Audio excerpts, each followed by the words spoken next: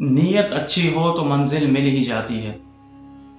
شیخ Saadi رحمۃ اللہ علیہ فرماتے ہیں کہ ایک بادشاہ اور ایک درویش کا انتقال ہو گیا۔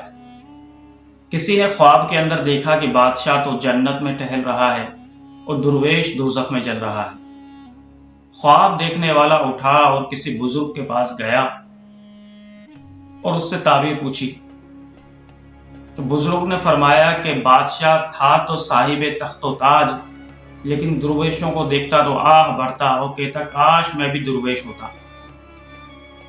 تو اللہ رب ذوالجلال نے اس کی نیت کی وجہ سے اس کو جنت میں داخل کر دیا، اور جو درویش تھا وہ بادشاہ کو جب دیکھتا تو یہ نیت کرتا کہ میں کاش میں بادشاہ ہوتا، تو اللہ نے اس کی نیت بد کی وجہ سے اس کو جہنم میں داخل کر دیا۔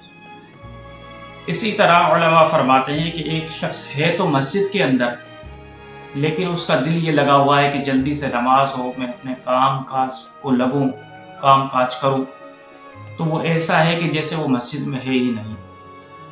اور ایک وہ شخص کہ جو بازار میں ہے لیکن اس کا دل اٹکا ہوا ہے مسجد اور نماز میں، تو وہ ایسا ہے کہ جیسے مسجد کے اندر ہی ہے۔ اس لیے فرمایا انما الاعمال بالنیات، اعمال کا دار و مدار نیتوں پر، جیسی نیت ہوگی ایسا ہی آپ کو اجر ملے گا۔